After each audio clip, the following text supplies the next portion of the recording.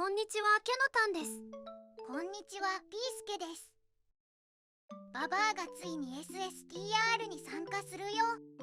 SSTR とは、日の出とともに東の海岸を出発し、日没までに石川県の千里浜を目指すツーリングラリーのことである。ワクワクしちゃうね。これが主催者さんから届いたやつ。何が入ってるの？石鹸とかリストバンドとかいろいろ。これは参加賞？オリジナルのバイクカバーだね。かっこいいね。ババア、早速使おうよ。小さい。ロゴを後ろに持ってきたらどう？やっぱり小さいよ。参加賞のハーフカバー、ジャイロキャノピーには使えない。どうでもいいよ。てか、さっきから誰だよ。もうメルカリで売ろ。なんてことを。ババアがやけ起こした。あ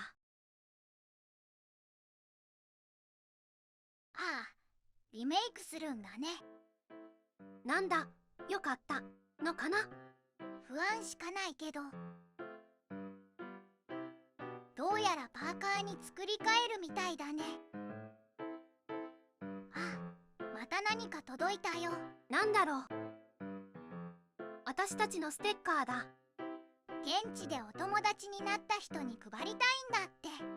でもババア、陰キャだからな。見かけたら声かけてあげてね。そういえばさっきのリメイクどうなった？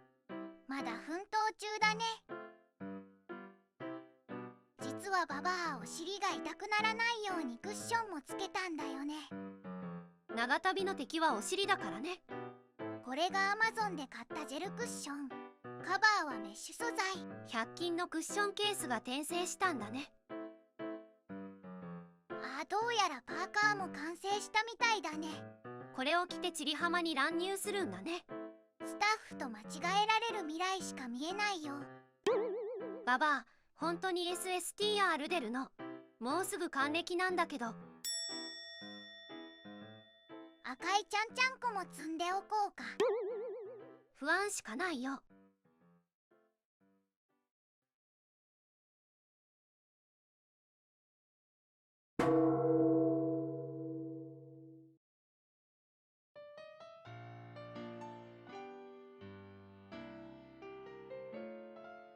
夕日に向かってゴー。